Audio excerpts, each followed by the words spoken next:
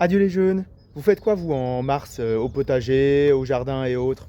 Personnellement, voilà ce que je fais. En extérieur, c'est le moment où je recommence à semer du gazon. Au mois d'avril aussi, on peut le faire.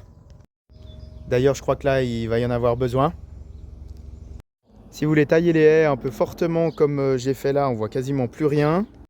Et ben normalement, il faut le faire jusqu'au 15 mars parce qu'après, il y a les oiseaux qui commencent à nicher. Et donc, l'idée, c'est pas de détruire les nids, quoi.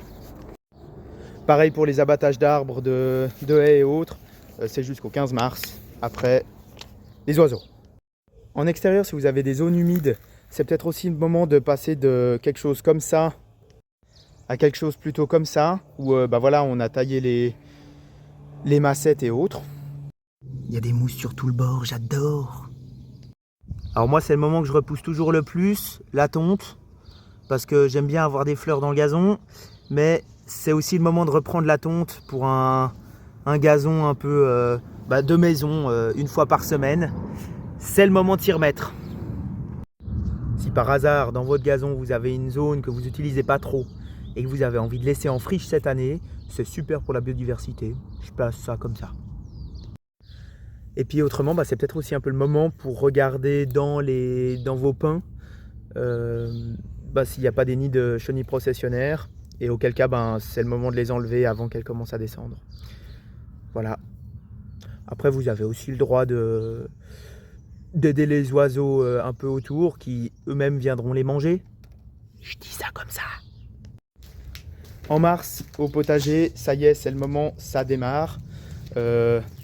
Personnellement, cette année, j'ai décidé de faire en tout cas une bonne partie en zone de plantes vivaces qui sont comestibles, style rhubarbe. Il y a aussi des poireaux vivaces, des oignons vivaces, enfin bref, plein de choses. Je vous montrerai un peu ce qui se passe dans le temps. J'ai déjà planté mes vivaces personnellement. Alors on voit pas grand chose, mais il y en a quelques-unes. Il y en a là, il y en a là, il y en a là, puis il y en a aussi encore un peu au fond. On voit là cette petite hampe, c'est des asperges, c'est aussi vivace. Dans l'autre zone de culture que j'avais bâchée l'année dernière, cette année je vais commencer les semis en intérieur. À nouveau, je vais vous faire une petite liste qui va s'afficher juste maintenant de ce que vous pouvez planter là maintenant. Et pour ce qui est de l'intérieur, je passe à l'intérieur. Personnellement, on a un gros bac en hydroculture. Ça va être le moment... Ouais, je dérange un peu le chien là. Ça va être le moment de faire le changement d'eau. En vous aidant du bout là-bas. Personnellement, je vais vous faire une vidéo, puis je pense que je vous montrerai ça. C'est aussi le moment de rempoter tes plantes. Je vous ferai aussi une vidéo là-dessus. En les repotant, n'hésite pas à les passer sous la douche ou au robinet ou quelque chose pour nettoyer les feuilles de toute la poussière qu'il peut y avoir dessus. C'est vraiment un moment où elles vont commencer à pousser fort, et puis ce serait con qu'elles n'aient pas toute la lumière qui leur arrive dessus parce qu'il y a une pellicule de poussière par-dessus, quoi. Puisque tu rempotes, c'est aussi ton moment de te poser la question, est-ce que je mets de l'engrais liquide ou est-ce que je mets une fois un engrais solide qui va se diffuser dans le temps ou pas? Personnellement, voilà, moi cette année je vais faire en engrais liquide pour vous montrer encore comment est-ce que je fais. Et puis peut-être qu'une fois, je ferai une fois avec un engrais solide pour que vous voyez aussi la différence.